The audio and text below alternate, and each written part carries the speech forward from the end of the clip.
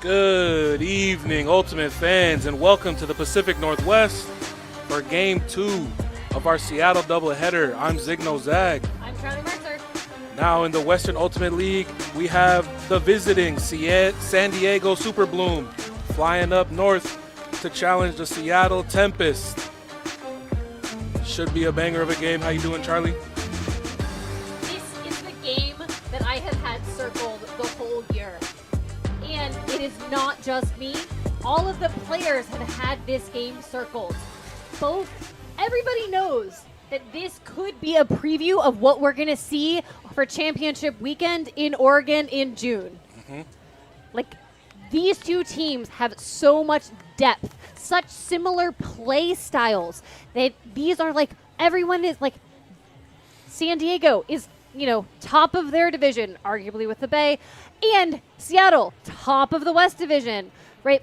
Of their division. And these teams are gunning for each other. And I think the thing that I'm most stoked about is how they're both gunslinger offenses. So it's going to be a fiery fight. Definitely, but both teams looking to get to Portland or Oregon, like you said, and we're underway. A big pull here by Kayla Helton to get us started. Seattle starting on O. Cheryl Sue picking up, running a play. Back to the middle to Sue. Tempest Cutters getting active right now. Handlers keeping it moving. Sue lets one go, has rolling in the deep space. Bingo! That's a good connection, just like some Wi-Fi. Seattle on top early, 1-0. Cheryl Sue won Player of the Week for the WUL in Week 6. And, Sue is in the middle of a career, a season best in her career. And at this point has already passed her throwing totals for 2025 in terms of yards. And this clinical precision that Sue demonstrates here when throwing to rolling just exemplifies that. Sue's ability to just so far, right, has had 16 assists, an almost 92% completion rate, and completing 75% of her hucks. Right, Sue is going to be the linchpin for the Seattle offense, and that's what we saw in that first point. Now's the opportunity to see how San Diego responds with their first offensive chance. Getting it to the center.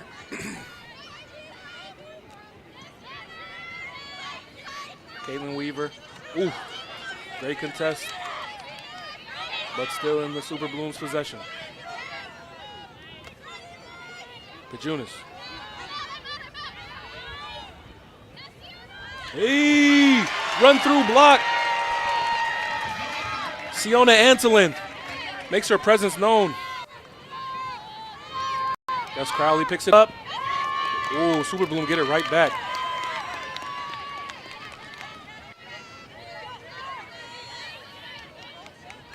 Bloom dumps it.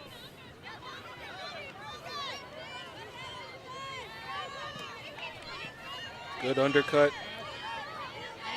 Back to the middle.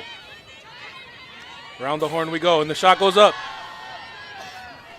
Weaver puts it deep. Hey, through the contact.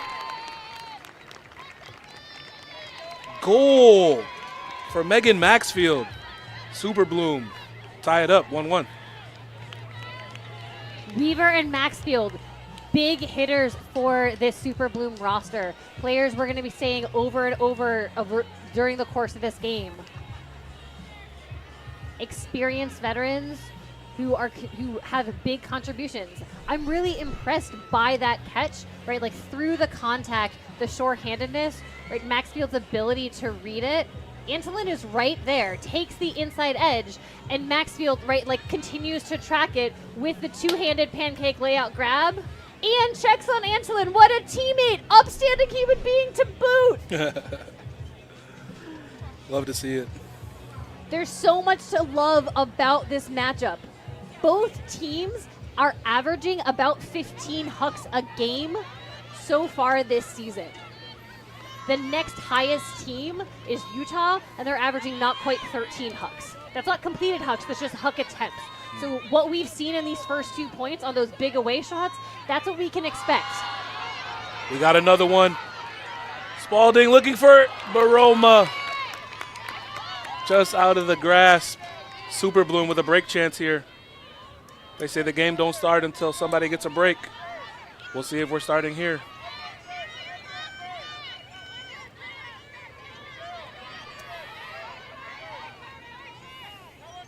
Super Bloom in a horizontal downfield.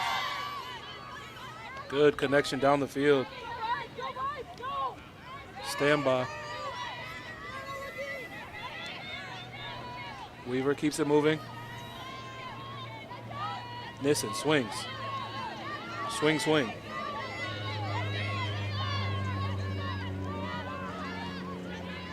Oof.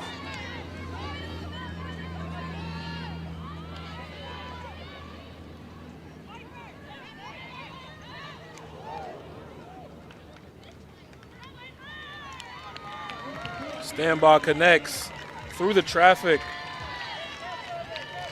Mars bow. Super Bloom break early. Bao did a great job staying focused through the contact. Rolling is trying to sneak and get had like post off of their player and was trying to come up, and Bao was able to stay like locked in and seal that break for Super Bloom. There was like a little bit of the pause. Everyone's like, is everyone okay?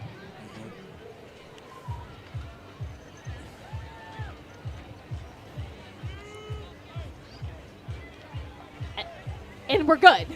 Yeah. You can kind of feel everyone taking in that deep breath. Gasp. Yeah. And the game started. That was the break. Yep. And it happened on an away shot, and it happened on that, Seattle didn't get the disc back, right? It happened on the first opportunity for Super Bloom, and that is what's going to make the difference here. Seattle O-line looking to right the wrongs.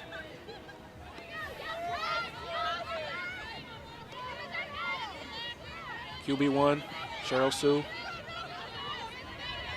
Keeps it moving. Sue to Sue. Manning sees Kaufman in the deep space.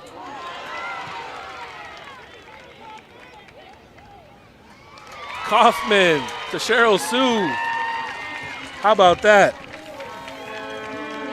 Helton almost got that block, but Kaufman was able to hold on to it. Great pressure by Helton. Helton, who's won MVP in the WUL countless times. Experienced veteran, but also an incredible playmaker. And, Kaufman had so many yards and is very open, and Helton really came out of nowhere. Helton got that game-saving block at the end of the Los Angeles game last weekend, right? That is Helton's specialty, those, sneak attack Ds, and props to Kaufman for not having that happen in that situation. Seattle taking a breath here, getting their D-line back on the field, looking to get that break back. Kaufman on the pull. Centering to Bloom. Shimmy, shimmy. Connection. Weaver.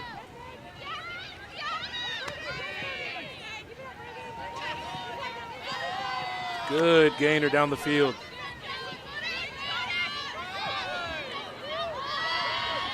Kajunas puts it out there. Meg Manning in pursuit, but nothing doing. Megan Maxfield again. You can see that Seattle is backing. And in that situation, Lauren Page, aka Sting, was in fact fronting Maxfield, and I think that plays to Sting's strengths, right? I think that Sting is a player who's inclined to front and then try and bait the D deep. And what's happened twice now is those discs are going over the defender, and Maxfield is able to sort of body out and like get the behind the throw. So Sting is trying to close, but Maxfield has the line, and there's no way for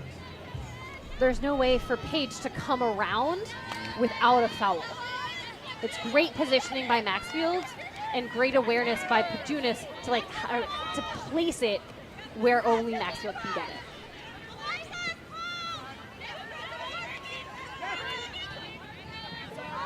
Cheryl Sue locked and loaded. Oh my goodness, Buns on top.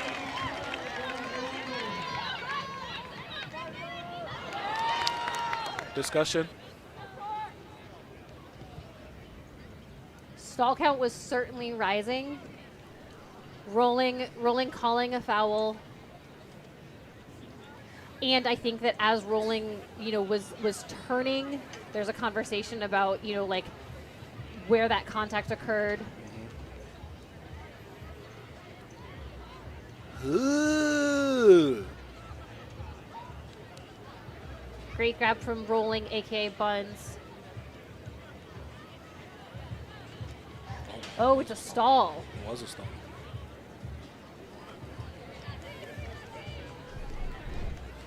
So in this case, a stall discussion. So not a foul call. There was no contact. This resolved stall just impacts where the disc starts. Cool. Super Boom in possession. Another break opportunity. Jae-Sun Lee shut down D in the backfield.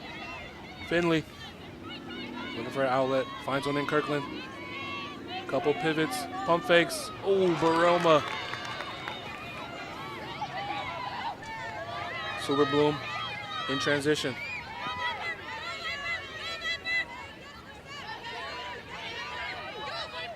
That disc is humming. One goes deep. Oof. Seattle having to start from their front line now. Kirkland. To the middle is Manning.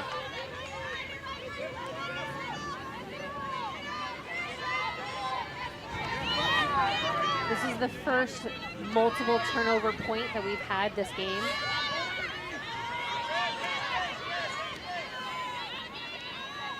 Jae-Sun Lee, sure-handed. Gets it off the line. Well done.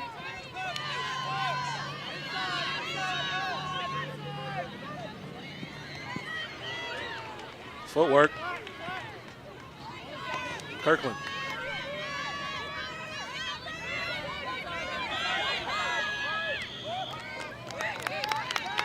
Timeout called by Seattle. Saved by the bell, maybe. Who knows? I think in this opportunity, Seattle needs to settle themselves and they need to find their pace. Both a pro and a con for teams that are like high octane is that you are in fact high octane. And so you can ride those highs when those hucks are connecting, and also you can get carried away by the energy. And you're starting to see some of that frantic energy creep into that offense, which was resulting for both sides in trying to force that deep look. And they were connecting with precision for both teams at the beginning of the game, and then we're starting to see the overthrows and the lack of careful enough execution. And so I think that this timeout is really important for Seattle to say, okay, these are the cuts we want to make. These are the throws we want to make. This is the tempo and the pace that we want to take. We are in control.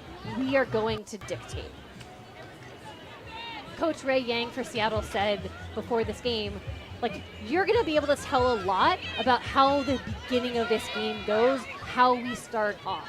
And so this is the moment for Seattle to say, this is how we are going to start off. We are choosing who we want to be. We'll see what they come up with. Cheryl Sewell gets it back. Playing catch with Kirkland. Just out of the hands of Buns. Kalen rolling, unable to stop rotation.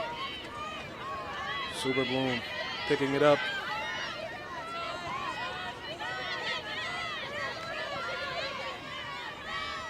Weaver gets it on. Schultz connects.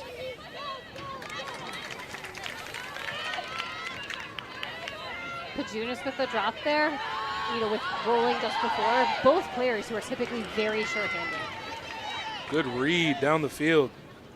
Gemma Monk is there to save the day.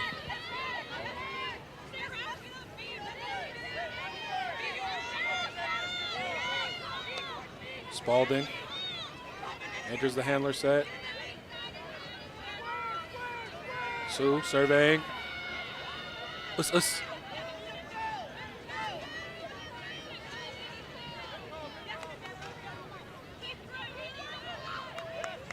Pick downfield.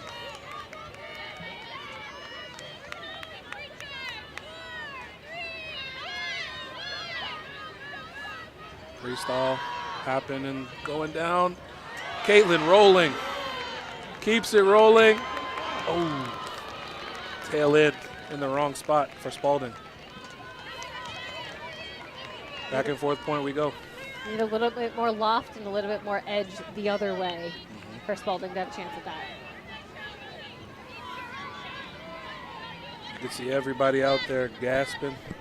Long points will do that to you. Oof. Timeout. Take note, this is still the same point. This is, in fact, the second timeout in this point. So to reframe us, these two teams that have these preposterously large goal differentials so far are at 3-2, and we have 3.5 minutes left in the first quarter. Setting the stage here, San Diego has the opportunity to clinch a playoff berth to championship weekend if they win here and if the Bay Area loses their game. Seattle has the opportunity to clinch a playoff berth by winning this game. That is what is at stake for these two teams in terms of the immediate future. And the longer term is we all know, we expect that we're going to see this matchup at championship weekend. We don't know. They could not play each other. But this can be fortuitous of what we're going to see at the tail end of the season. This is the only time these two teams are going to meet in the regular season. And so, there's a lot of feeling each other out that's happening in this game and also specifically in this point. You're seeing the coaches put different lines on. They're trying different things, kind of feeling around for where any holes might be in the offense. Playing chess. Good break to get us started. Here's Weaver. Kayla Helton. Siona Antolin with another block. Kaufman to Mazo. Mazo, Kaufman. Called not in. Drops it off, gets the assist instead. Brogan Jones for Seattle. Ties it up.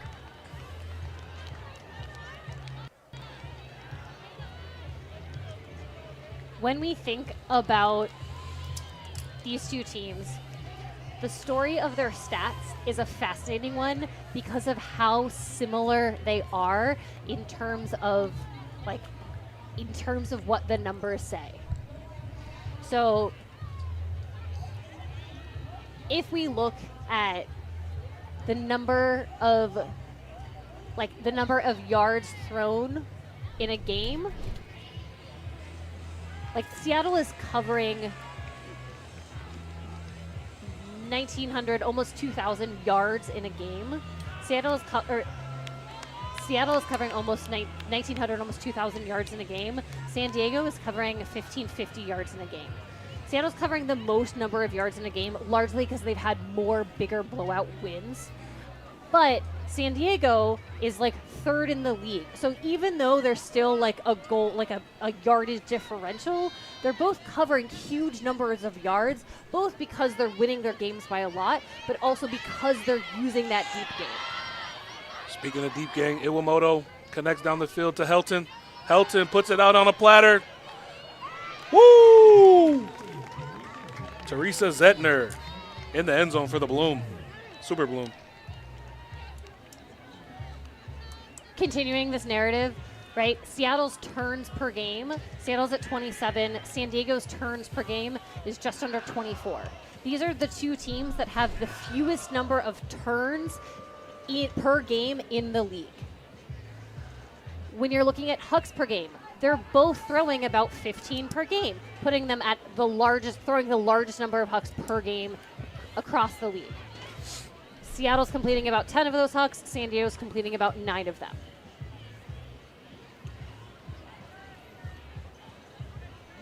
Their breakthrows, the number of breakthrows they're using. Seattle's at 53, San Diego's at 59.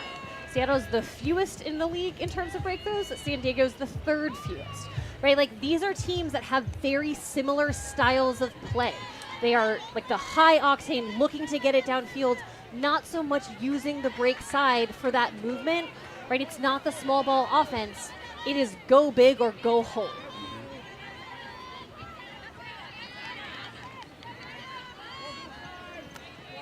Rolling. Gets it back to Sue in the middle. Baroma gains some yards. Thought about it. Looks reset. Successful.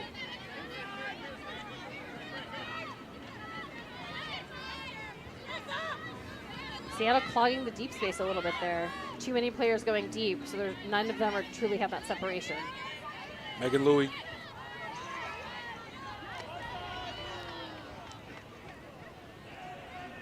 Foul on the cut.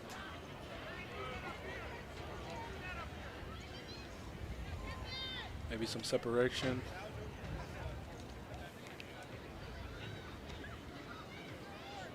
From the gesturing, it looks like it was sort of like a push-off situation.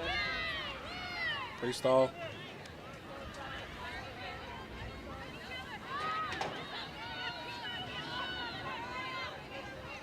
Ooh, thought about it. Sue through the middle. Drea Baroma unable to bring that in. Super Bloom with another chance here. Weaver with a critical block there.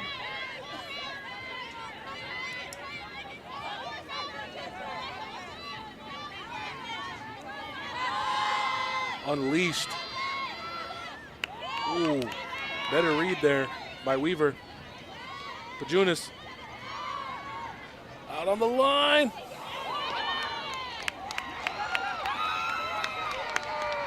Maxfield does it again for a third goal this game. All under pressure, having to put her body out there, and Maxfield reins that in.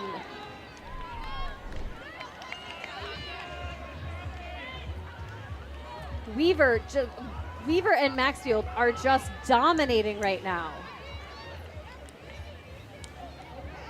Great read. The back pedal to find that placement.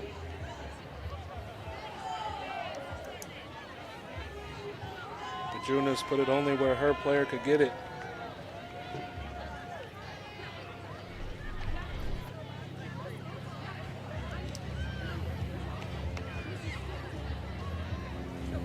Super Boom looks like they have the edge right now. We are just at the end of the first quarter. Remember, time does stop when we are under that 2-minute mark. So we have just under a minute of play. Seattle has plenty of time, but it does matter that they're able to score before the end of this quarter. 5-3 looks real different than 5-4. And as I say that, this goes to Super Bloom. Keeping it dicey. Keeping it spicy. Picking up the diss. Margot Nissen going a little bit against the wind. I can see it off the flags. Off the up line, it's going up. A little floaty. Tailing out of bounds. Seattle just about 30 seconds left. And remember, in the WUL, you don't have to score before time expires. You just have to be the team in possession of the disc when time expires, and then you can complete that possession. Page connected to downfield from Kaufman. Dumps it back. Cheryl Sue directing traffic, letting it go. Turning the page. Manning in the end zone. 26 problems. That's a bucket. Manning has really emerged as such a consistent threat and one of Tempest's core players this year. Perfect turn the page. And you can see the backup coming from Monk. You can also see Tori Gray sort of signaling to the Super Bloom sideline of like, hey, I didn't hear there was an up call.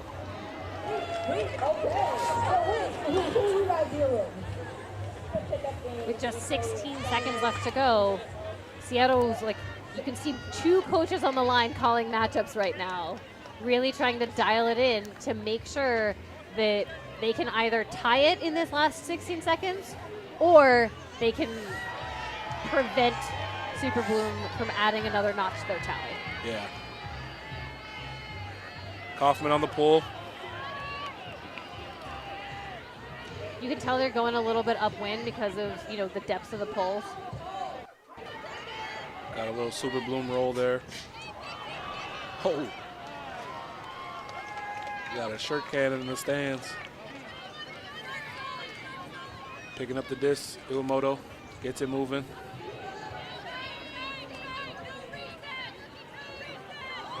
Oh, Seattle gifted the disc with 7 seconds on the clock. Time management. Oh, wow. At the buzzer, Super Bloom with a gift. Ellis with that block. Wow. 1 more second. And the quarter would have been over. Let's see if Super Bloom can make them pay. Wow. Oh my God, indeed. Mazzo with an incredible attempted block. Iwamoto busting up line.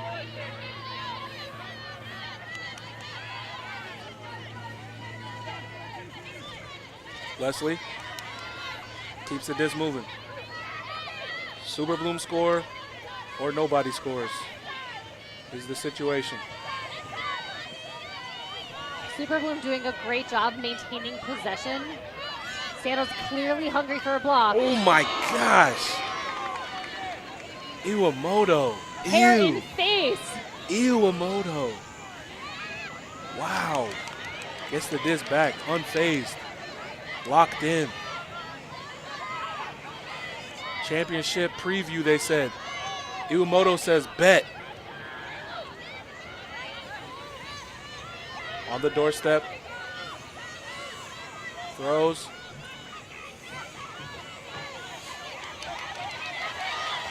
Gets it back. Iwamoto marshaling this offense. Over the top. Super Bloom. Mika Leslie in the end zone. Wow, what a turn of events. But throwing that, Kayla Helton, who else? Right, like finds that Leslie is open after all of that incredible tight pressure defense that Tempest is putting on, right? It is Helton, this like, and you know, it comes down to Helton and Iwamoto, Ellis as well. Like these incredible veterans for Super Bloom who really like kept that point going and were able to close it out. Iwamoto's poise and experience in the backfield is so critical. Leslie just completely unguarded. That is a statement. That is a way for Super Bloom to end this quarter emphatically. Super Bloom takes the first quarter. They are up 6-4 against Seattle. Seattle's at home, and they're wondering what's going on. I don't know. You don't know. We don't know. But let's find out together. Come back for the second quarter. I'm Charlie Mercer. Zigno Zag. See you soon.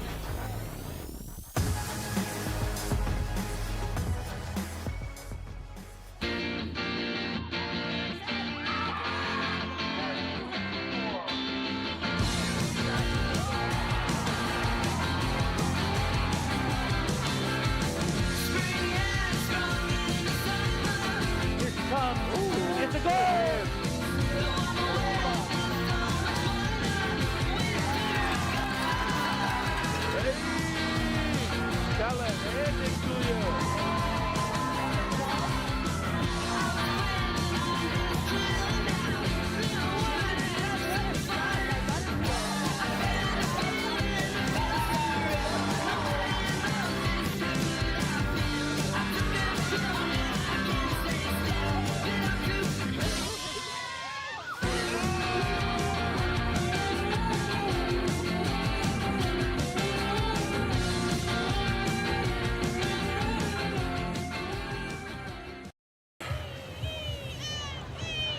Welcome back to Interbay Stadium.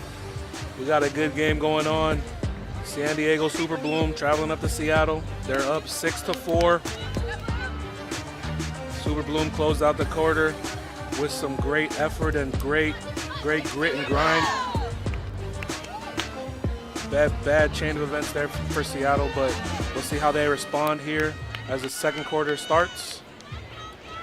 Wow, I'm pumped up, Charlie. There's so much to like about this game. Both teams are so hungry. And when you think about like who's here and whether or not we have complete rosters, like this is a very strong roster for Seattle. With like the exception, Sabina Hartnett not available, Patient Wrong not available for this game, but like this is a strong roster for Seattle. And so they're like this really is like exemplifies what we can kind of expect from them come championship weekend. And Super Bloom is missing a couple of their pieces. So notably, right, Meredith Bile and Captain Julia Peden aren't here this weekend. And so they were unavailable, and like they are both impact players. And so this is a strong Super Bloom roster, and there's still more firepower to add behind them that are integral pieces of the team. Both of these teams, talk about their depth and the amount of talent that they have to bring. And I think that, as we continue through this game, we're going to get to see that showcased.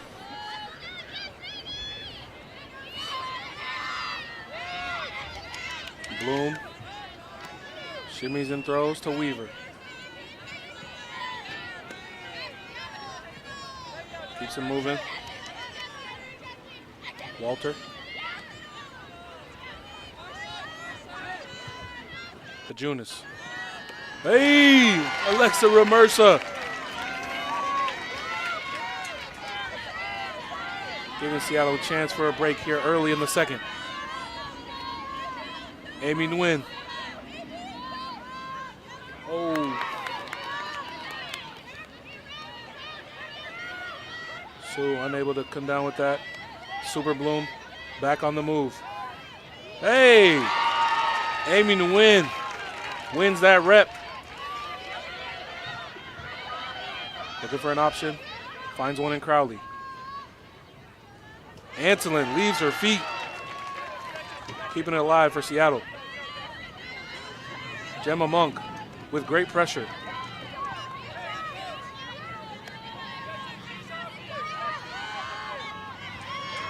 Win to Ramersa. Letting it rip. Ooh. Too much dip on your chip. But a good punt. Super Bloom having to go the full length of the field if they wish to make Seattle pay here. Bloom picking up with Sue on the mark.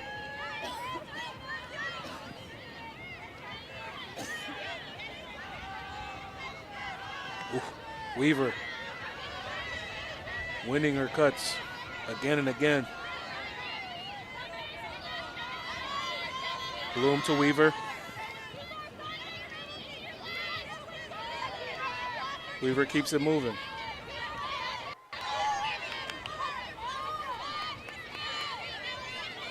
Holland.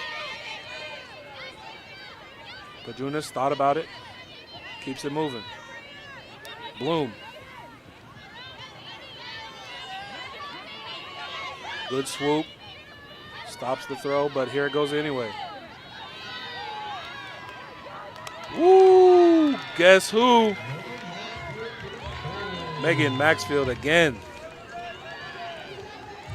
for her 4th goal of the day.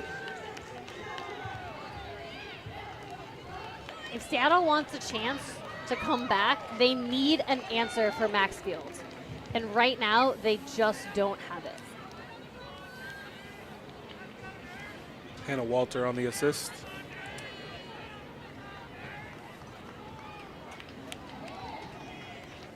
Coming into this game, Maxfield had only scored 6 goals.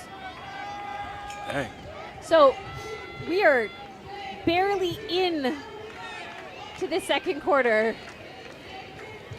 Maxfield could very well get 6 goals in this game, therefore doubling her season total so far. There's a lot of game left. That's a cool stat. Maxfield is, making a play for being a player of the week this week for week 9 of the WUL. She's goal maxing. Ooh, that's good. Thank you, thank you. Uh-oh, Seattle coughing it up. Super Bloom. Applying pressure with their cuts. Looking reset. Needs an option. Really high count. Ooh. I'm surprised that wasn't a stall. Back in the hands of Schultz. Up line to Pajunas. Gets it back. Oh my goodness, leaving their feet.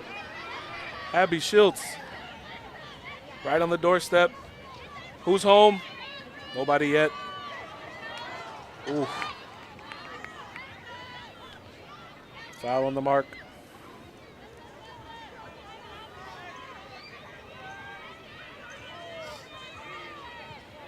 Pre-stall and go. Ooh! Mars Bow. Super Bloom breaks. Super Bloom has now doubled Seattle's score. This is not what anyone was expecting as we came into this game.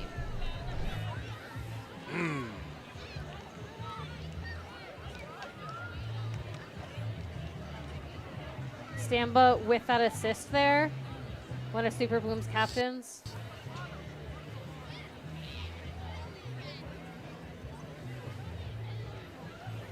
Her second of the day.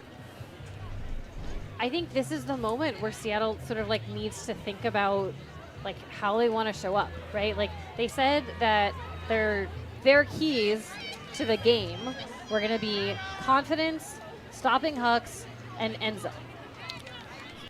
And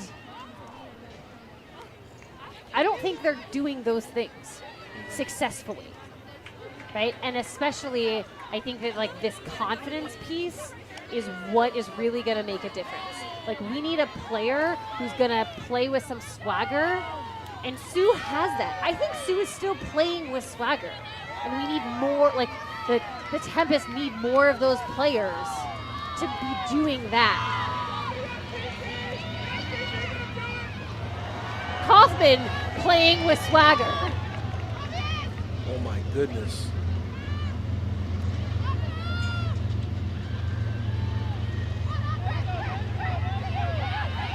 Manning.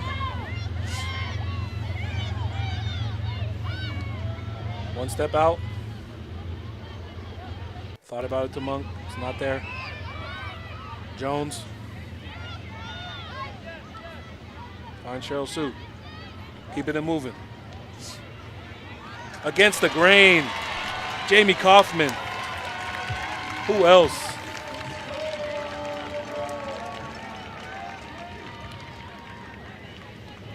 Jamie Kaufman putting up big stats week after week. Their yardage total is just absolutely off the charts.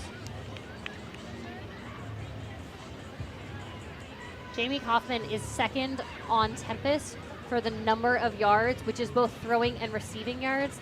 They're at over 1,900, just behind Sue, just over 2,000. Right, like, and you know, I think that Sue is mostly, for Sue it is largely throwing yards. But for Kaufman, it is pretty evenly split between throwing yards and receiving yards. And that is what makes Kaufman so dangerous.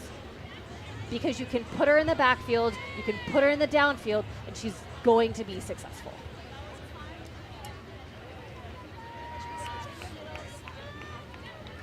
We'll see if Seattle can start chipping away at this break margin. They've yet to earn a break. Bloom.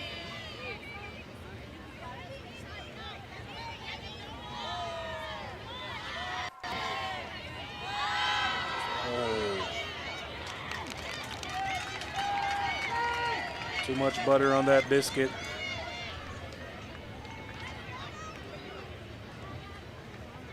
Seattle with a break chance.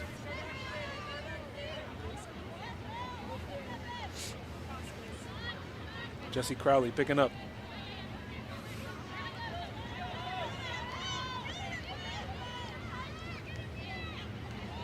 Antolin.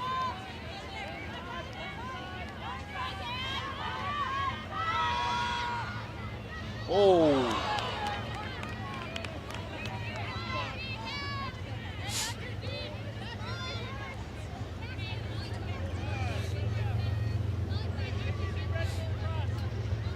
Super Bloom picking back up. Weaver wins the under. Oh. Weaver putting it out there. Oh, just over the hands of Heidi.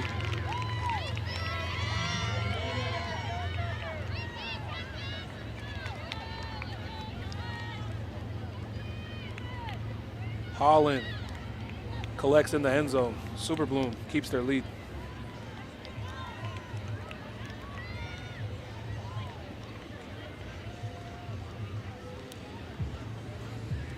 Super Bloom's keys to the game are defensive pressure, attacking aggressively, and being good teammates on the sideline. And holistically, I think that that's what we're seeing here, right? Like, that was an aggressive attack. There is a lot of defensive pressure on Seattle. And it's sometimes hard from the booth to measure, you know, what's happening on the sideline and the sideline to field connection. But I think that right now, like, the game plans are what the game plans are, and we're seeing one team, San Diego, execute on the game plan more successfully than Seattle is. And so I think that'll be, I don't know that we're going to see a whole lot of change in the end of this first half. I am expecting that we probably trade out the rest of this half, give or take. And then I think during halftime is when we're going to see any big adjustments being made. Jess Spalding putting it up for rolling. Connection. Bingo. That is what Spalding does best, throwing dime hooks. It is what Rolling does best, catching dime hooks. You know, I think that Rolling does a great job here. There's a lot of defensive pressure, right? Weaver is right there. And Rolling has that inside lane, is in front, and secures that. Rolling missed a few games due to some life conflicts, and I think you will, like, what you can see here is like Rolling integrating themselves, like, you know, getting their feet back under them and reintegrating themselves into this offense and finding their space. And when Rolling is on, right, the two deep threat combo of Rolling and Kaufman is so hard to stop. And that's what Tempest is going to need to be calling up you know, the ability to have Manning play both ways, both as a deep threat and as the thrower of things. You have Sue, you have Spalding who can throw those big shots. Nice opening break throw from Leslie. But that's what Tempest is going to need to harness. Amy Nguyen, look what I found. Jamie Kaufman, thought about it. Connects to Paige instead. Off the line, very well. Sue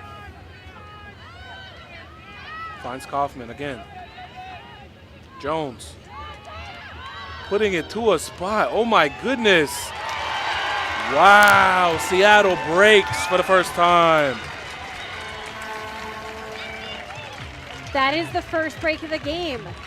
And, you know, it came off of a missed execution from San Diego. We haven't seen that many of those. And that was like, you know, Seattle's known for their like transition offense, right? The ability to attack aggressively after they have gotten the disc. And that was a component that's been missing and is demonstrated here.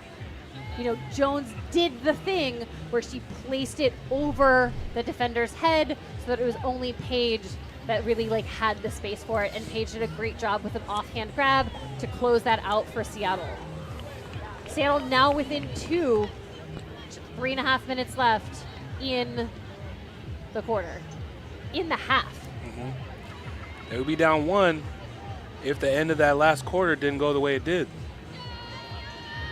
So let's see if that pays dividends as we go on. Shoulda, woulda, coulda. Exactly. Still time to get it back. We got a traffic jam. Definitely a pick on the field. Somewhere off of I-5 North. Revive I-5 or something like that. Bridge in Seattle was partially closing I-5. In September, the bridge in Portland is going to be partially closed or fully closed. I mean, I-5 is struggling right now. You know, you can drive to San Diego on I-5. Yeah, I-5, not the 5. For anybody in Cali. But you might run into these traffic jams. They're taking a while to resolve it. Yeah. Use your blinker. Beep, beep. Are you a honker? Do you honk? No, I have a toddler in the car. Before that, were you? I'm more of a flick the light at someone. What about you? A good timed one of those is good too. Oh, I honk. More jokes, come! I'm Charlie Mercer. Zig knows that. They are still trying to resolve the call on the field. Observers, we appreciate you trying to move things along in an expeditious manner. Superboom gets to maintain the possession of the disc. We're back. Bloom. Walter. Woo. Kajunas. Good reset handling. Keeping the disc moving. Bloom.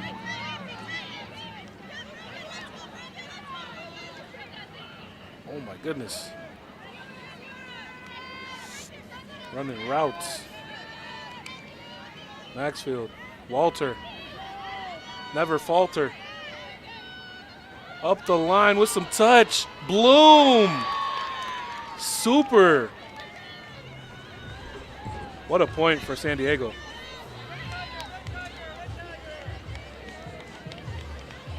If we rewind back to 2025, Super Bloom won the WUL. And I think that like this, what we're seeing right now is an opportunity of like, hey, we are still the defending champions. There's a lot of talk about Seattle, da-da-da-da. No. Like, we are Super Bloom. I am Bloom as a player, but like we are Super Bloom. And like we are here. Don't count us out. Like, yes, the game against LA was close. Yes, we lost to the Falcons. But no, like there's a reason that we are at the top of the league year after year. And like Super Bloom is showcasing their depth and their versatility right now. They are good at the things that they are good at.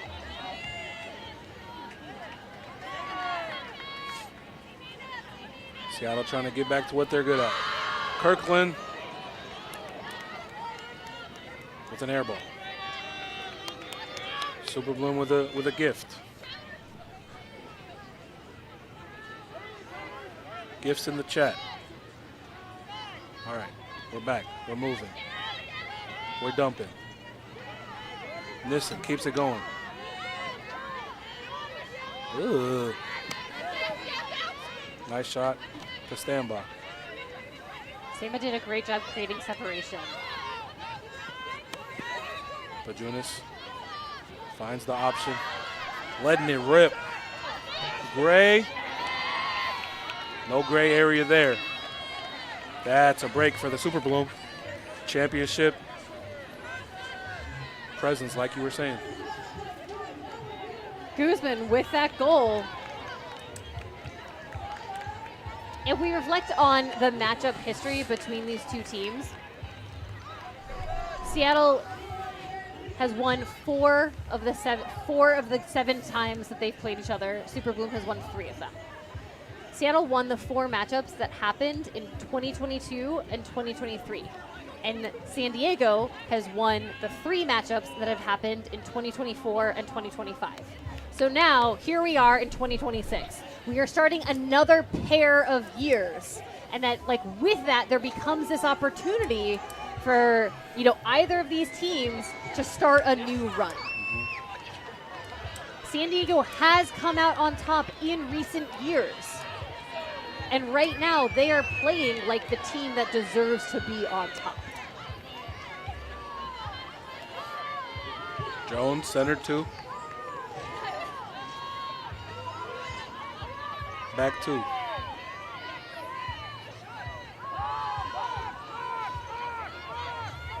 Back to Sue.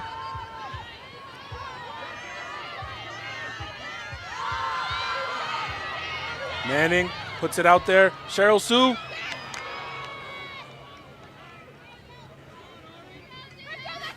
No call. Super Bloom's disc. I saw Sue creep in deep. I was like, yes, I love it. Send her out of the handler space. Get her.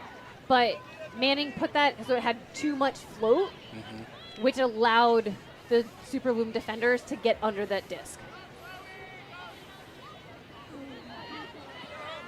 Kayla Helton. Cheryl Sue gets it back for Seattle.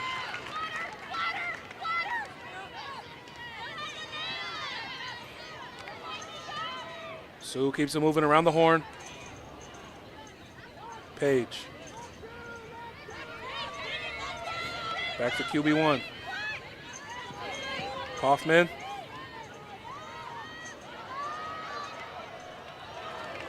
Oh, out of bounds. Called out the back. Props to the observer, though, who was well positioned to make a genuine call on that. Ellis finds Kayla Helton.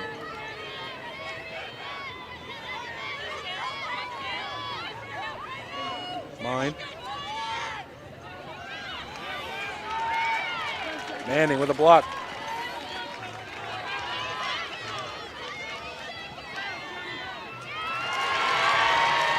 Jones back to Manning. Seattle puts that one away. Many turns and a lot of effort, and Seattle is able to close that one out.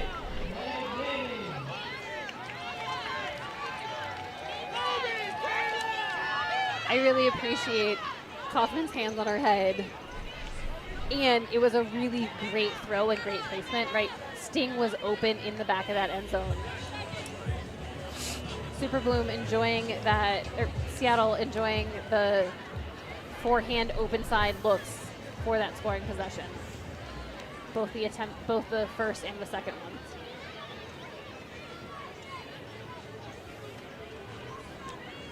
With 16 seconds left on the clock, Seattle down by 3. Here's another opportunity for them to work on that end of quarter. First one didn't go so well for Seattle. There's definitely some process to improve. It looked like that just was intended to roll out the side of the end zone, but it didn't.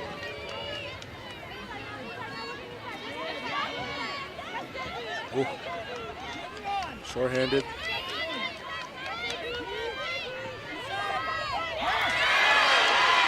Wow.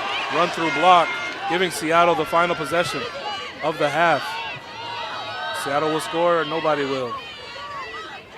Jones running the show here. Finds Kaufman.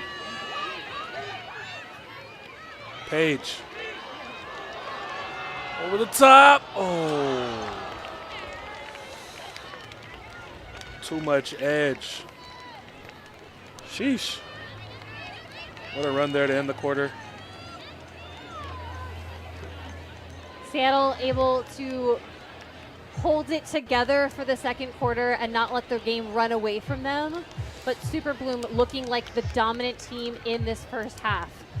Both teams have strong coaching staffs, and so I'm really excited to see what they're going to come out with, what adjustments are going to be made in the second half tactically that's going to make a difference. Can Seattle change something about their defense, change something about their offense, increase their execution that's going to allow them to close this gap? What new thing is San Diego going to throw at Seattle? There's a lot to go, a lot to like. San Diego is up 11 to Seattle's 8. We are at the end of the first half. I'm Charlie Mercer. I'm Zigno Zach. And I'm hungry.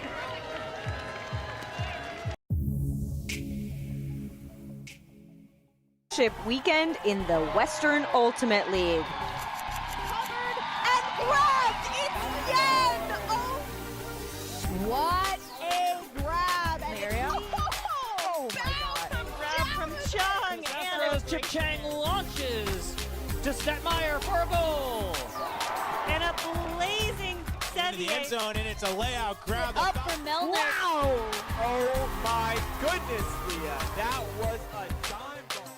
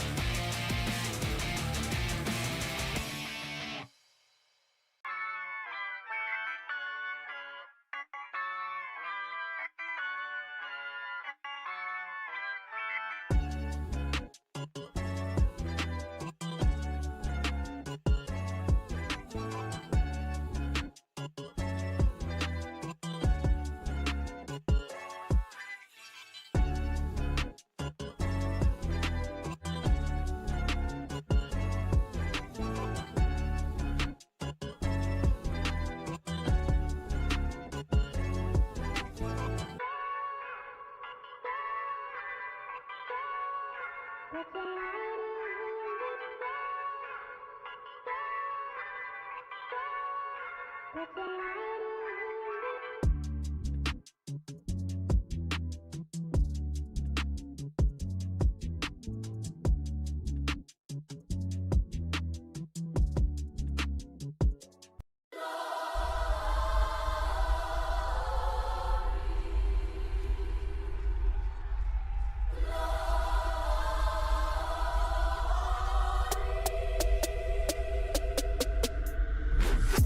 down in the car, one time give it all.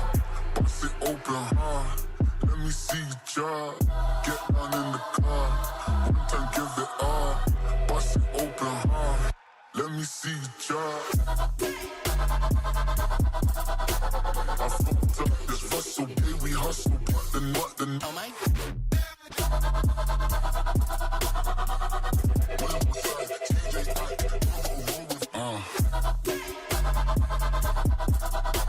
I fucked up this hustle, baby, we hustle, but the oh my.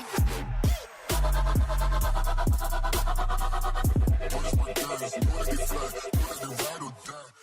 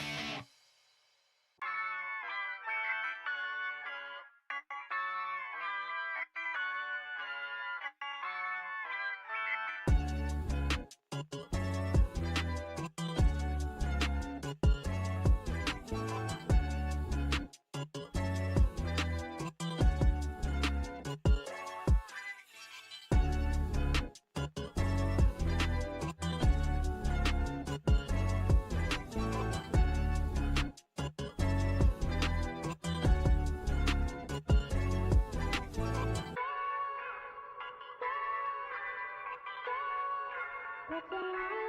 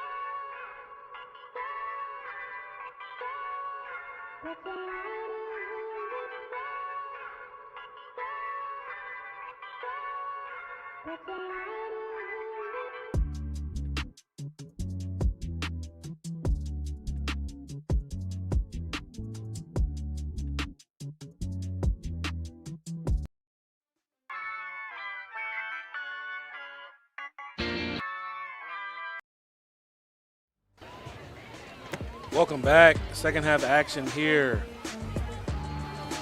San Diego Super Bloom, Seattle Tempest, Super Bloom on top. Just about 30 seconds before the pull.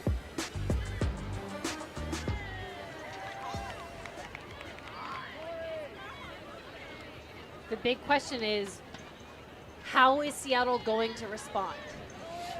They had that halftime to regroup, and I think with both of these teams, right, talking to the coaches before the game, both coaches are like, what's really going to give us the advantage is the depth of our roster. We really think that, like, we're focused on, they had different ways of saying it, but like our collective identity and how much we're pulling for each other and how everyone is buying in, right? The identities, the images, like the styles of play are very similar between these two teams. And so in light of that, San Diego is executing better than Seattle right now. And so what is Seattle going to do? How are they going to start this second half? Can they change the tone of this game?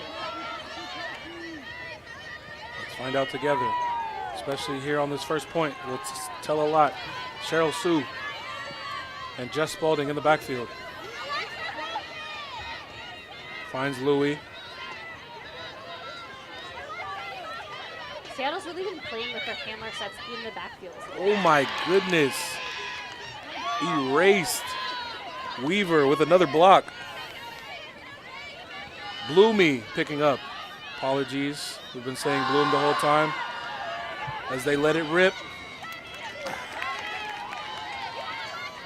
Seattle with a second chance here. Monk. Letting it rip. Megan Louis in the deep space. Oh. Fading away. Walter picks up. Pajunas. Bloomy.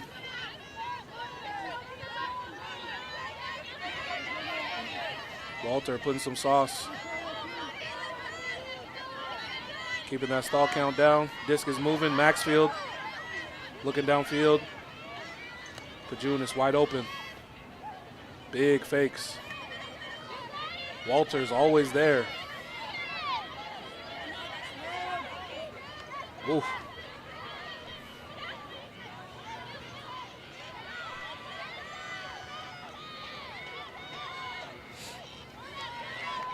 Bloomy.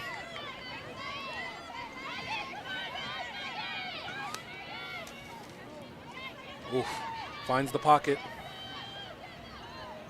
Wins the front cone. Ishii with the goal. You did it. Ishii second year on Super Bloom. They were a significant contributor to their win at championship weekend. A little bit quiet so far this game, but I think that in part is because like play has been so evenly distributed around Super Bloom, with the exception of Weaver, who I think is just crushing it. Bloomy gets that assist to Ishii.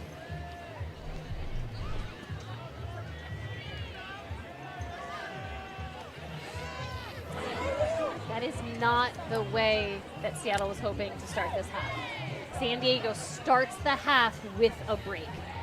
That is a definitive statement.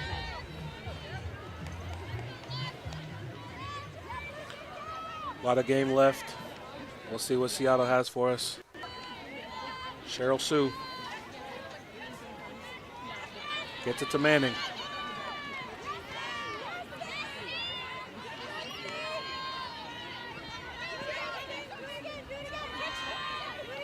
Manning streaking, nobody sees. Kaufman uncorks. Manning, oh, wasn't sure to go up or let it ride. Manning slowed down. San Diego with another chance to add on to their lead. Pajunas keeps it moving. A laser. Nobody home.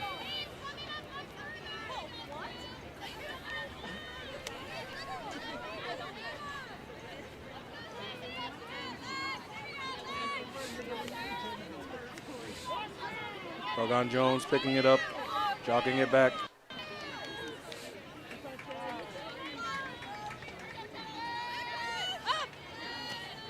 Monk gets the under.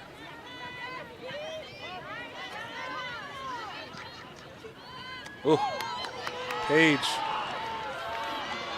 putting it out there. Oh my goodness. Meg Manning. Whoo, the hustle. Gets back on the mark as well. Gray keeps the disc moving.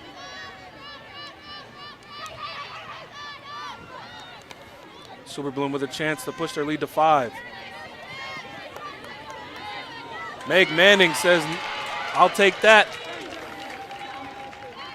Seattle really has to execute here. Cannot afford another break. Cheryl Sue, oh my goodness. An artist with the disc finds Meg Manning.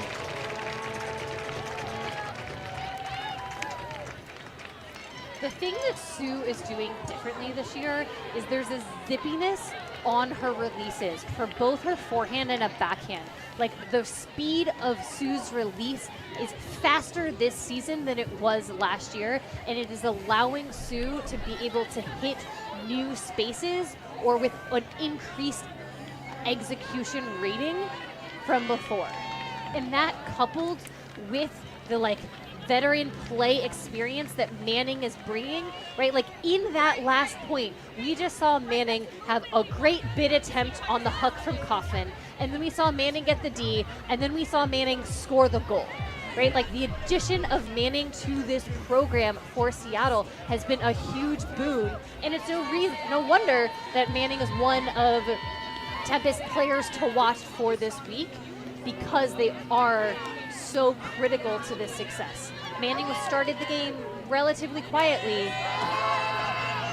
Helton going deep. Zetner finds Kayla Helton. Super Bloom, quick answer. Hello. Other players who've been relatively quiet this game. Kayla Helton.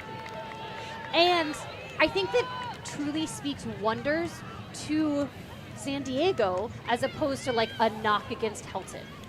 I think that in past seasons, Helton has been asked to shoulder a huge burden and has needed to play 75% of the points. Helton's not stepping on the field or not being called onto the field as much this game. And I think that's because you're seeing this true team of players around Helton that allows Helton to walk on the field and do what Helton does, right? Arguably the most winningest player in Ultimate, Kayla Helton, right? Go and do that, step on the field, score a goal, but then can go off the field and other players are there to take that space. Literal coach on the field. Rolling, tons of separation. Jason Lee.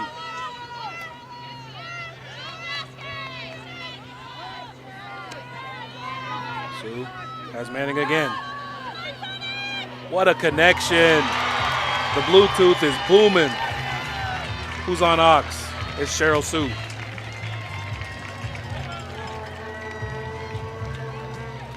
It feels like Seattle's trying to find who's hot right now, right? Who can they be riding that's going to make these plays? And right now, Manning is saying, I'm here, I'm going to step up. I'm going to be the player that you can ride.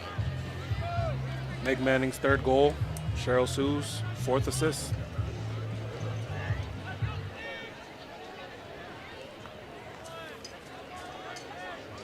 Cheryl Sue is certainly making a case for Offensive Player of the Year. And I think that Manning is making a case for Rookie of the Year. It feels a little bit dicey because Manning was playing in the PUL for to have them come over and be a rookie, but this is their first time in the WUL. Rules is rules. Kaufman on the pole. Another standout for Rookie of the Year. Potential. Could be a race, in-house race. Weaver. Oh my gosh, turn the page. Table of contents, that's a bucket. Abby Schiltz. Another player who has been pretty quiet this game, but is like hugely impactful for Super Bloom this season.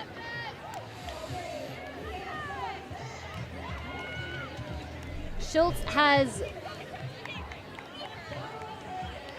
11 goals and 4 assists coming into this game, and is leading Super Bloom in goals scored on this season so far. Wow. And that was her first goal this game. Right? Talented player, you know, like. You did amazing! And the workload has been so evenly distributed that was almost not seen so far. Weaver on the assist, her third.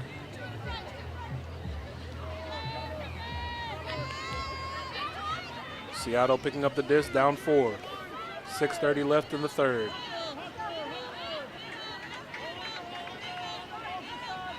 Spalding finds Kirkland. Louis, you know what to do, Oh my goodness. Wow. Call that room service for Monk. Hello.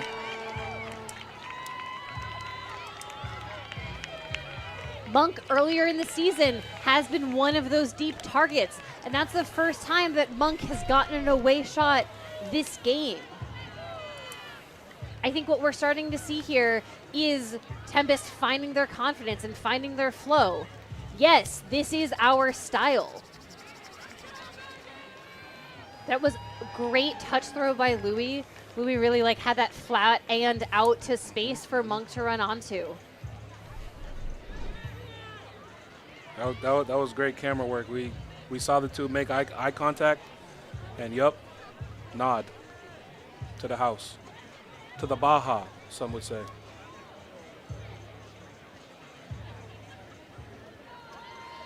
I'm interested to see how Seattle can sort of mix things up defensively, right?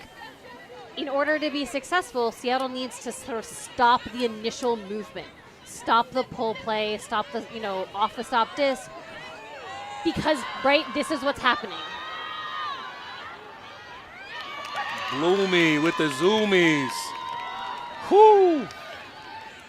Yeah, these pull plays are connecting.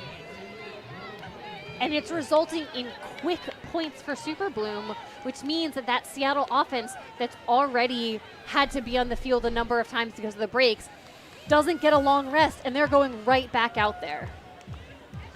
Right? Ishii being able to get the disc to Pajunas in that kind of tight space. Pajunas has so many assists on the season, and this is her third assist this game. That is, Pajunas started her career as the receiver, and now Pajunas really is the hybrid, but largely functioning this season as a thrower. And because those plays are working, San Diego continues to be successful. Battle of attrition. We'll see how this point plays out. Finley.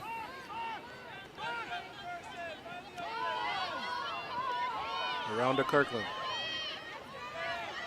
Drea Baroma.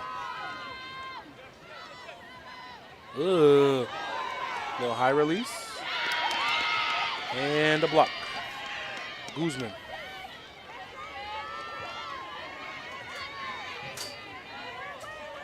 Center to Gray. Standby. Keeps it moving. Pajunas. Thought about it. Ooh.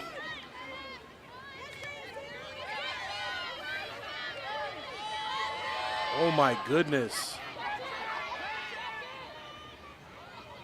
Call coming back. Contest.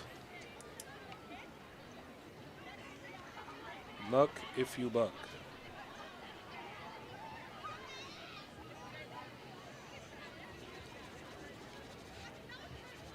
You know what strikes me? How fly everybody looks in their jerseys. Shout out to Breakmark, official apparel sponsor for the WUL.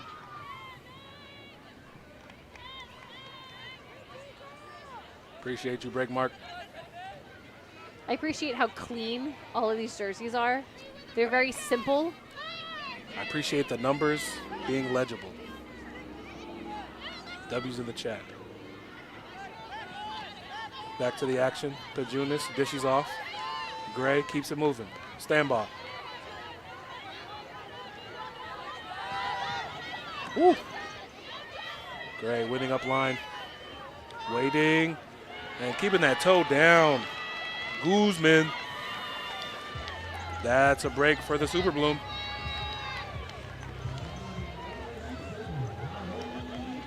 And I think that that break was set up by the previous quick score that Super Bloom's O-line had.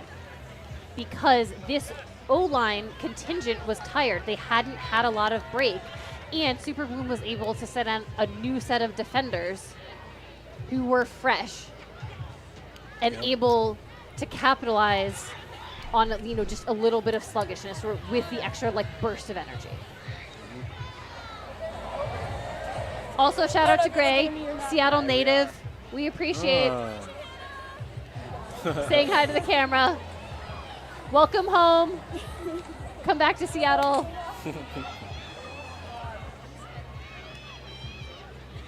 It's Gray here too.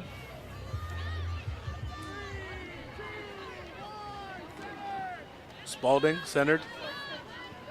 Now here's Crowley. Little junk look.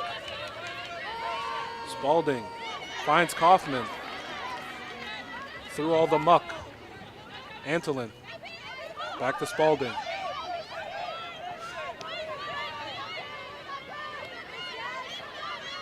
Spalding on a rope through traffic. Petty.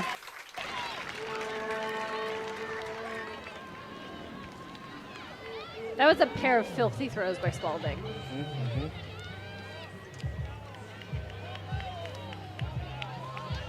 Another name you called in that string was Antolin.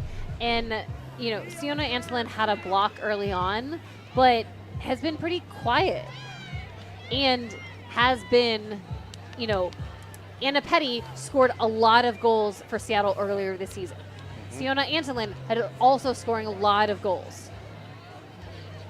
And Seattle has scored a lot of their goals with their D-line. And I think that that's kind of what's missing is that Seattle's D-line hasn't been earning blocks and San Diego hasn't been giving them the disc to create those defensive opportunities for players like Antolin and Petty to be doing their thing.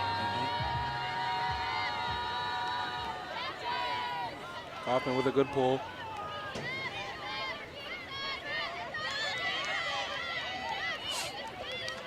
Walter.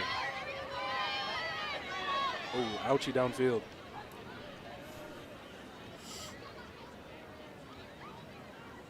Play is stopping. Coaches and trainers coming onto the field.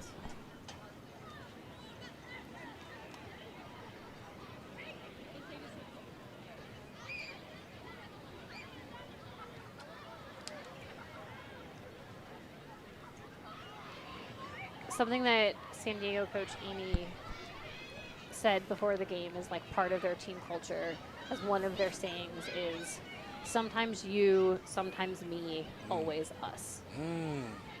That's a bar. Yeah, it's a good line. Yeah. And I think that in this moment, like that's what you can kind of see and feel, not just from Super Bloom as a team, but sort of from the community as a whole. Right, the way the players are, you know, the concern and the care is for the player, and we are a we.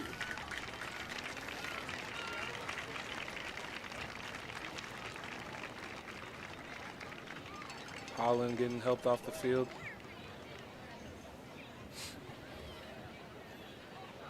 Sending lots of love. I see a smile on her face.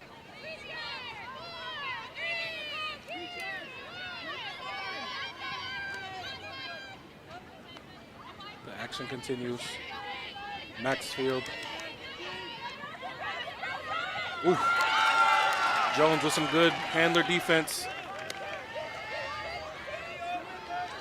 Ramersa punts it away. And the Super Bloom get it back.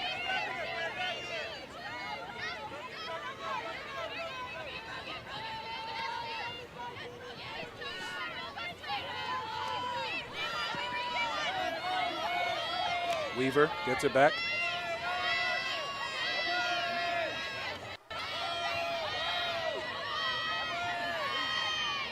Walter.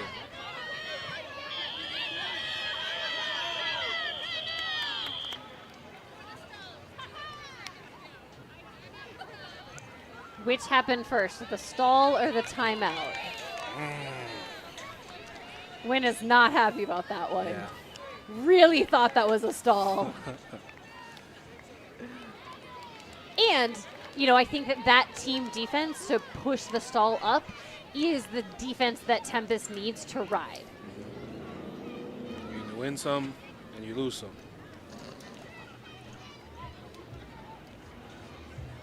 Yes.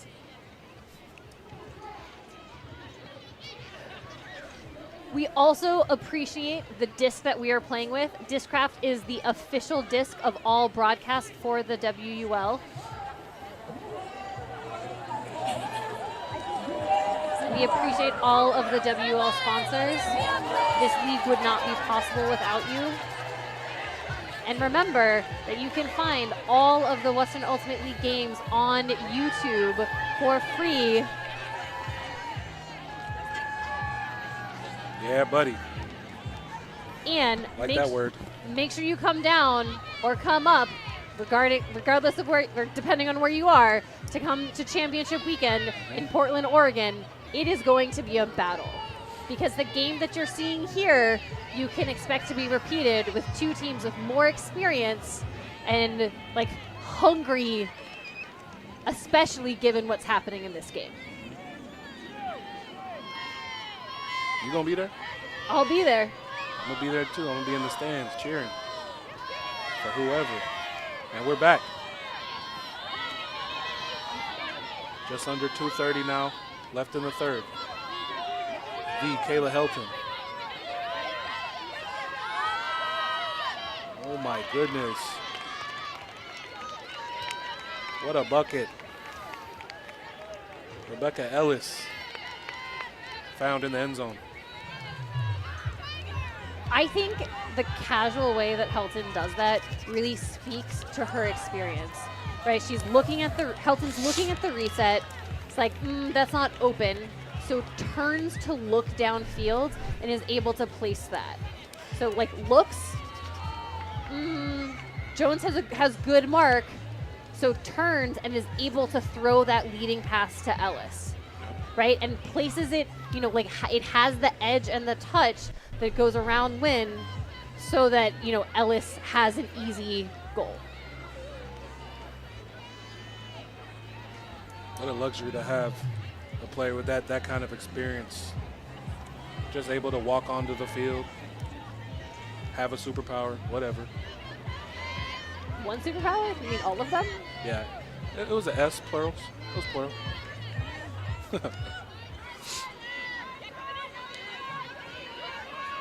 2 minutes left on the clock in the third.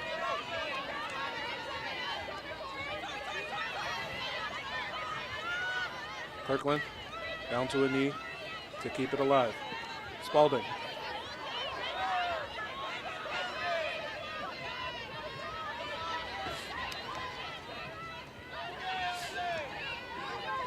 Super Bloom making Seattle think.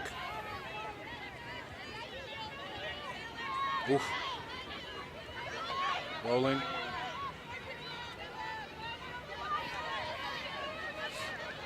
.125 on the clock. Seattle chipping. Chisel communicating.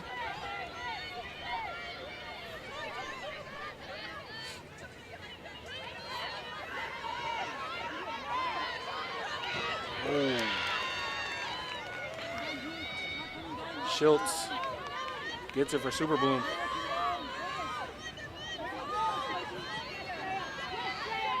Just under a minute left in the third. See if Super Bloom uses the clock to their advantage.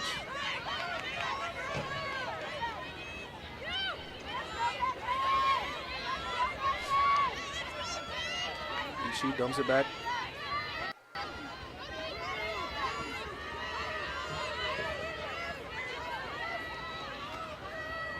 Pajunas wide open.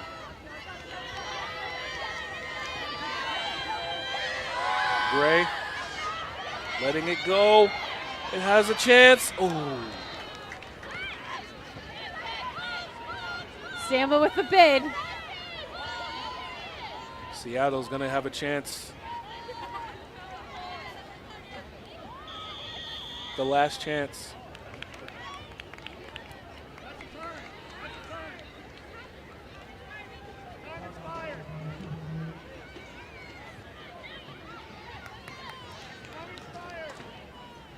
Timeout call, Seattle.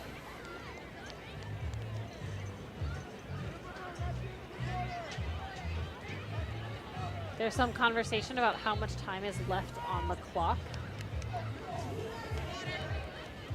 which matters to Seattle.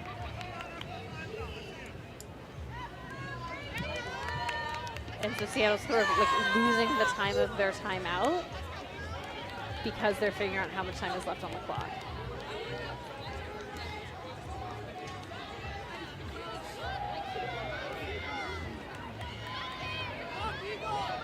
Seattle down by 5 at this point in time.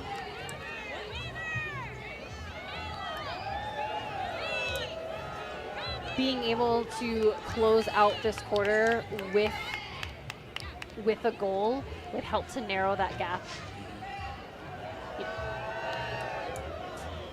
Noteworthy, last week, Los Angeles Astra, like they were playing very well, and it was the adjustments that they made in the third and fourth quarter that allowed them to come back within one and almost win that game. So like Seattle hasn't made the necessary adjustments defensively to make San Diego flex, like, right? Like we haven't seen a lot change from Seattle's defense. And so they need to set themselves up. Like, can they do something in the fourth quarter that's going to make a difference? But to get to that point, they need this gap, this point gap, to be as close as possible. And so with 8 seconds left, Seattle needs to score another point to make it a 4-point gap instead of a 5-point gap. Around to Page. Seattle will have the last possession. Antolin. Ooh! Elton. Like a heat-seeking missile. Crowley corrals it. AP dumps it back. Spalding keeps it moving. Jones.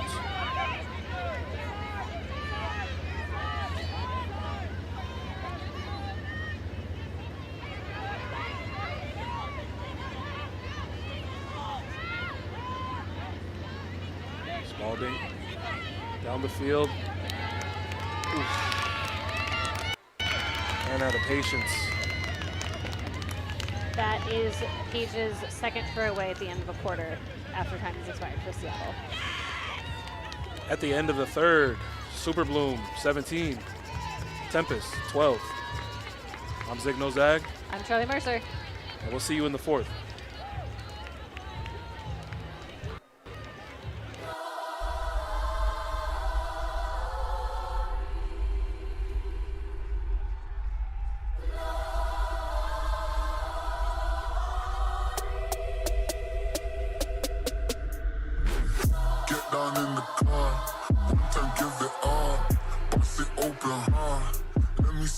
job. Get down in the car. One time give it all. Bust it open hard. Let me see you job. I fucked up this hustle, day we hustle, but the oh my.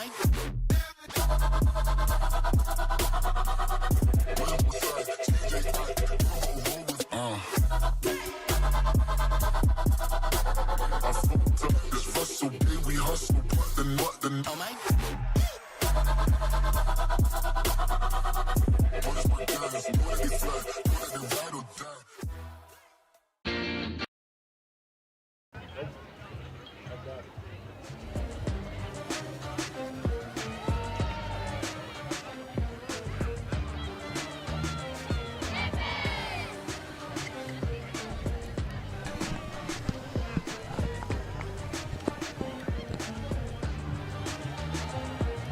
Welcome back.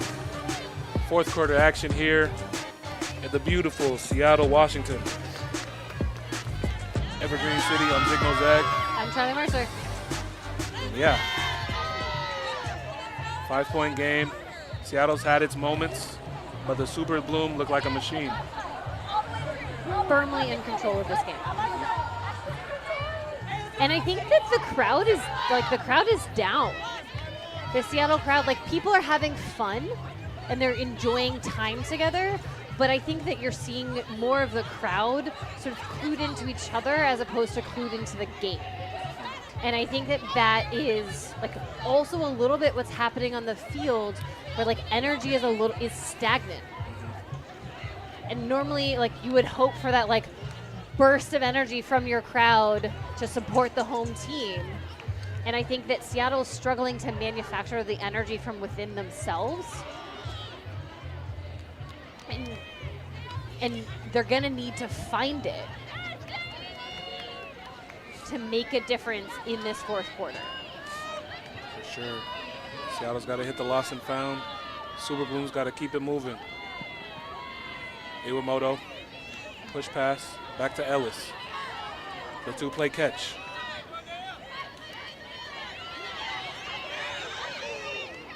Still playing catch.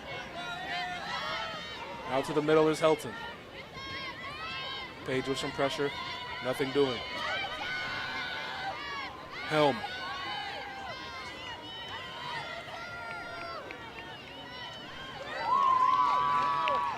Dropping it off. Zettner with the goal.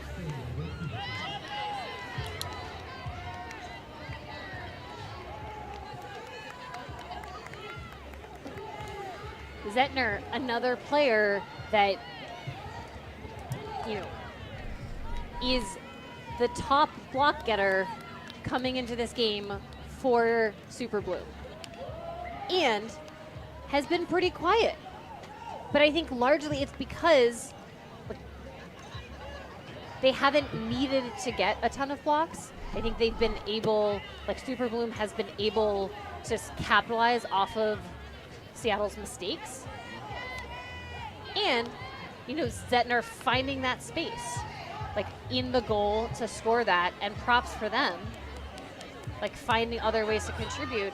But that's the first time they've been, you know, we've said, not the first time we've said their name, but like really the first goal or assist that they've had in this game.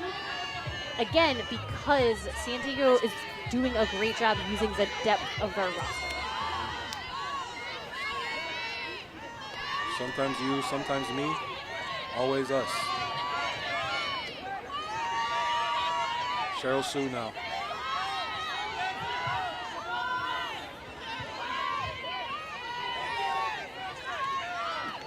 Squeaks it through to Baroma.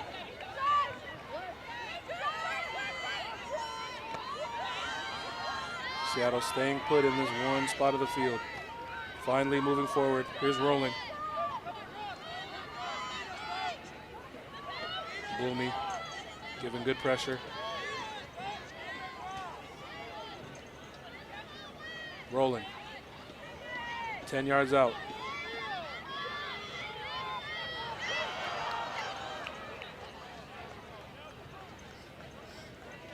Kirkland calling a foul on that second effort. I love the reenaction. Kirkland insisting my hand was hit. Gonna get a replay of this.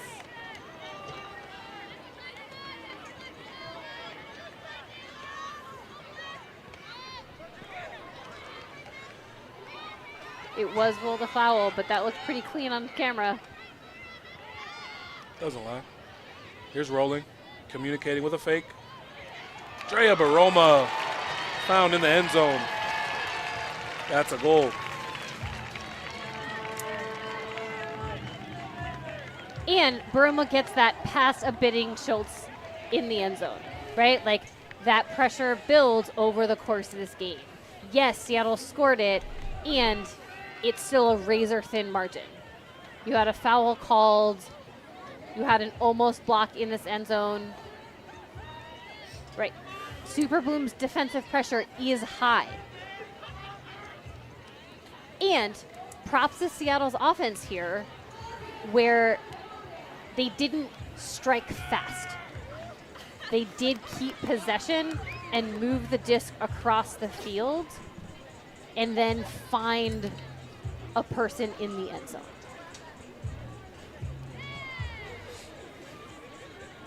Seattle really rotating different people through their D-line, trying to see, okay, fresh legs, what's going to make a difference, what's going to stick. I would really like to see them flex out of person. Just kind of experiment. Make the offense think, even if it doesn't get you something. Charlie Eide started deep in that end zone there.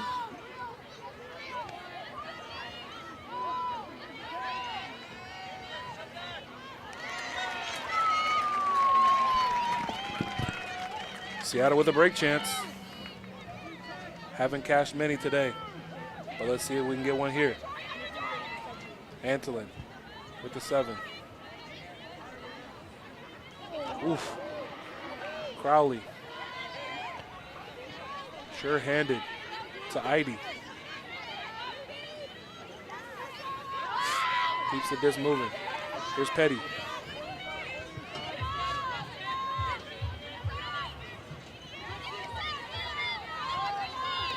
Crowley gained some good yardage there. DeMazo. Mazo to Petty. Good rhythm here. It's looking good. Mazo again. Back to Antolin. Antolin to AP. That's a Seattle break. Hey-o.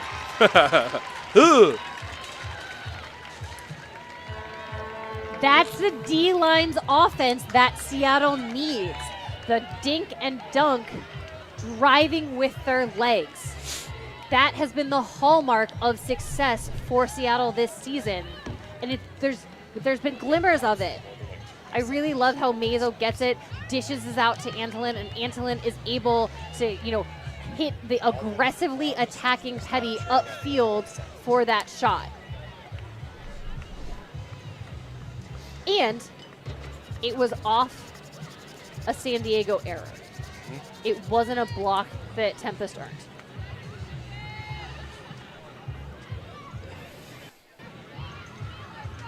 And so I think that's the next place, right? Seattle needs to be getting blocks with 8.5 minutes left in the game. They're down by 4.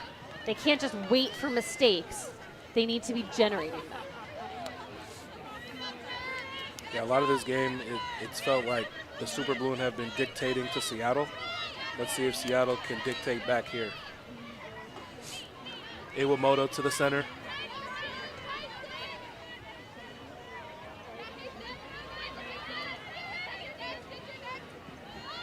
They're sagging off to stop the first look. Maybe some switches. But Super Bloom letting one go. Too much wind in the sail. Seattle with another break chance. The crowd cautiously excited about that.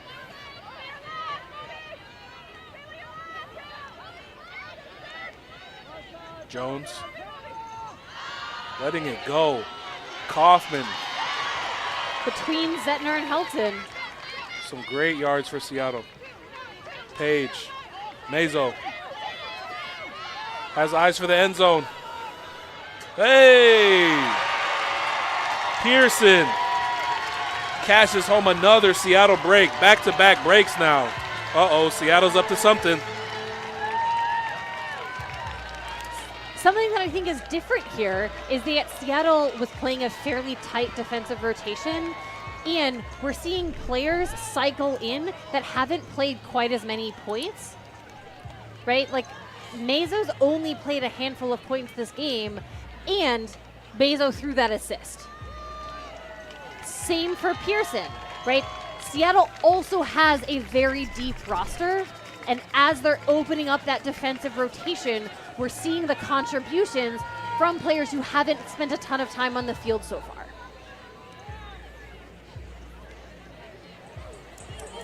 Sidger Pearson wasn't initially rostered for this game and stepped in after an injury from another player. Needed him. Never know when your number's going to be called. Stay ready, don't got to get ready. Super Boomer getting ready to respond. Let's see what it looks like. Ooh. Helton keeps it moving. Walter. Holy air ball. That was definitely a miscommunication with Weaver. Weaver had such a great fake that Walter put it up, and Weaver was coming under. Seattle with another chance here. Oh my gosh. An emphatic and one call from the crowd. I don't know how Louis came up with that. There was a lot of bodies right there.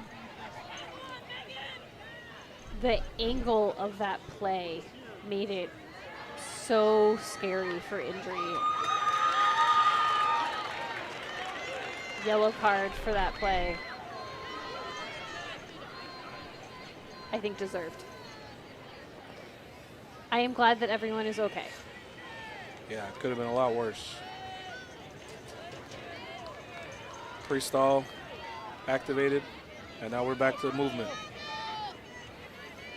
Sue to win. AP with a little contact, no problem. Oh, Antolin puts it up. Oh, Louis wasn't ready for that. Maxfield with the block. I think Maxfield was like, that was a great heads-up play from Maxfield to kind of see that and get in the lane. Walter.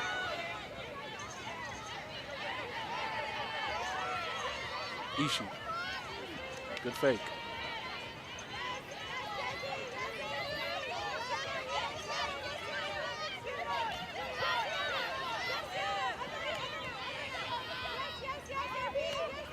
Weaver. Oh my goodness. Just out of the grasp of Kayla Helton. Sue to Amy Wynn. Down the line. Siona keeps it in.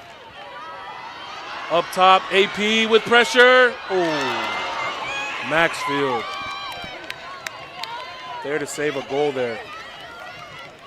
Petty pinned between Weaver and Maxfield. It's a tough one.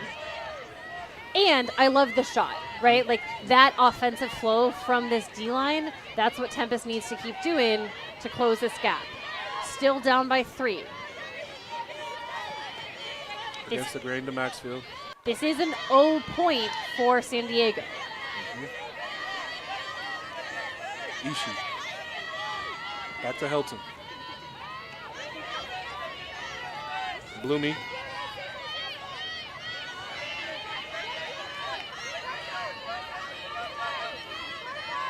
Oof, through the middle to Pajunas. Now Ishii. Weaver under again. Maxfield.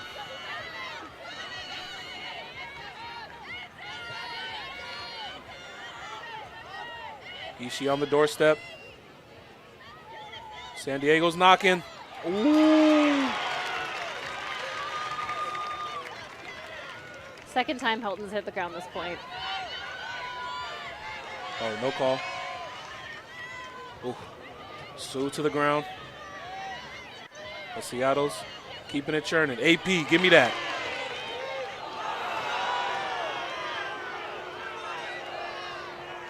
Indeed a foul. Uncontested. Yeah. But also really challenging because in that situation, Petty had momentum going up line. Louis with Bloomy lurking.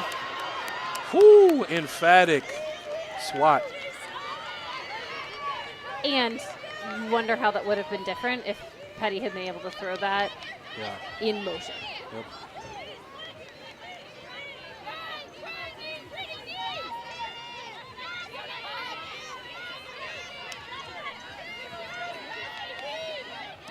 Weaver.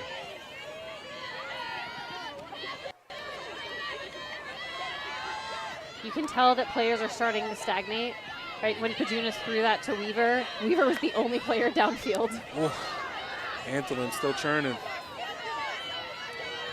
Bloomy still going as well. Who's got the motor? Who's going to finish this point? A lot of times come off the clock here. Oof. Time is suddenly not Seattle's friend. Good pressure by Crowley to deny Pajunas. But a nice throw around to Ishii. Super Bloom cap off that point.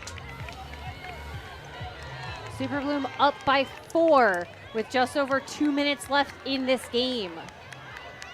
Is that lead insurmountable? It's going to be tough. Seattle has to score quickly and efficiently if they have any chance at closing that gap. That is an emphatic block by Bloomy there.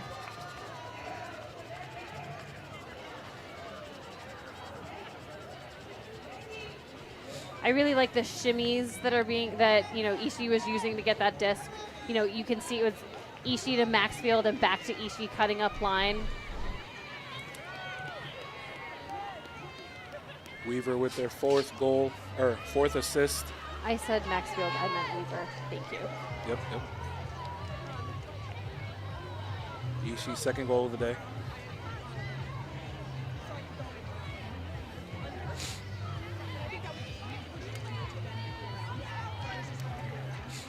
Cheryl Sue, QB1, picking up. Giving off to number 1, Spalding.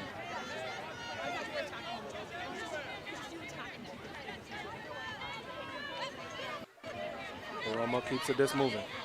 Spalding uncorks one. Monk giving chase. Something's there. Oh! Great effort. Unfortunate. That would have been a great contender for a Discraft play of the game. Kiyomoto had a good layout early. Maybe that block. There's a lot of good plays to choose from here for the Discraft play of the game. But this is a break chance for Super Bloom. Good fake, got me. Timeout on the field by San Diego.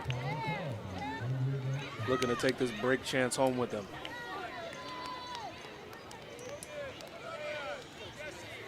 What do you think this tells us about these teams heading into the rest of the season? I think it tells us that Seattle's gotten a good chance here to see what championship level contenders are going to be like. And I think San Diego proved to themselves that their machine-like cohesion can travel. Well said. Succinct. To me, it seems like there is a distinction in strength between the North and the South Conference. And I think that overall, the South Conference is stronger than the North Conference right now. So it means that this is the first and potentially only time that Seattle's really going to be tested. Like, yes, I'm clear that San Diego lost to Colorado. Colorado fans, you can yell at me for downplaying Colorado. Yes, I have a lot of respect for your players. And, you know, the game that Seattle lost to Colorado was in Colorado, so it was at altitude, and the second game of a doubleheader. As, you know, like, there are a lot of stipulations there. Yeah. And Seattle is being tested here. And San Diego is showing that, like, they are just a notch above. Maybe this is a quiz, and then the quiz is leading to the test, which would be in championship weekend if they see them again. And that handler D, like, Jones's handler D has been exceptional and has been contributing to turnovers, even if Jones isn't touching the disc. Woo! Kaufman with the bucket. Hold the form. What a shot by Jones. Seattle down 3. And, right, that point happened because Jones is playing really strong D on Iwamoto. It's what got Jones the disc, and they're able to throw it into the end zone for Kaufman for their 3rd assist of the game. Jones' 3rd assist. Good things happen when Jones is involved. And Kaufman.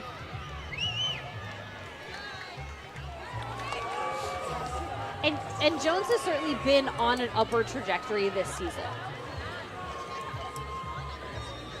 Definitely. And this is, you know, this is what Seattle needs. 53 seconds, down by 3. Still enough of a gap that it would be really hard for Seattle to close it. For sure.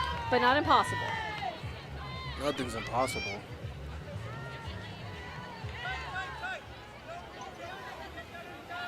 There's a lot of space between the handlers and the cutters for San Diego right now. Pick is the call. I can't stop thinking about the end of the first when Seattle gave it up at the last second, and then San Diego marched down the field and scored. This will be a 2-point game.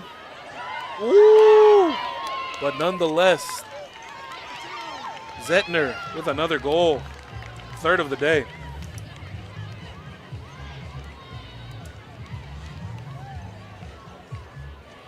I think that Ellis is quietly remarkable.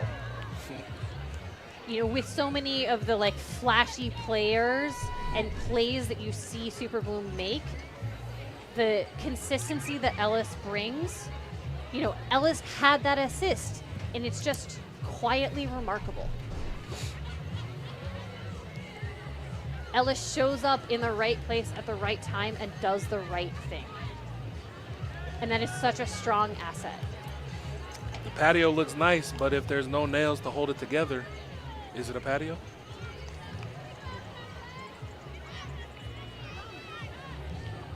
Super Bloom up by 4.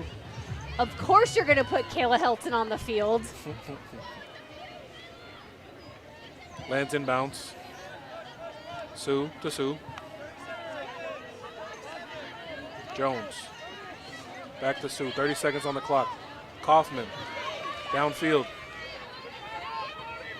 Swings it to the other side. Manning thought about it. And now lets it go. Straight to Pajunas. Well, Manning had eyes for Sue, but not enough wrist rotation. 10 seconds on the clock. A couple more completions. And San Diego's going to go home with a victory. Weaver doesn't need to throw it. Lets it go anyway. Jones. And that is going to do it. San Diego Super Bloom take a trip up I-5 and head home with a dub. That was a statement win These two teams are now 4-4 in franchise history. San Diego saying, hey, we are here. We are the reigning champions for a reason. Our depth and our consistency cannot be matched. We are strong at all of these skill sets. We have a deep and versatile roster. Seattle saying, hey, moments of brilliance, and not quite enough of them, and a few too many errors, which is creating the opportunity for San Diego to just dominate this game. We are taking a look at that Discraft play of the game.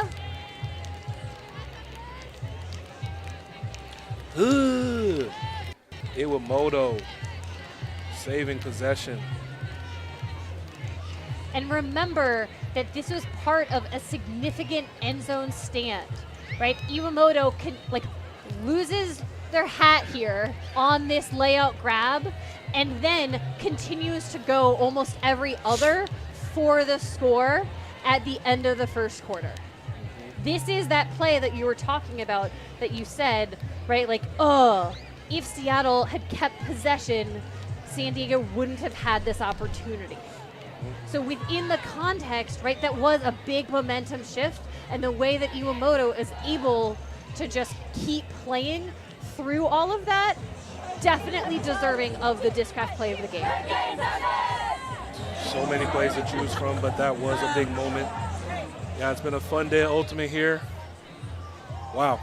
I'm Zigno Zag. I'm Charlie Mercer. We'll see you next time.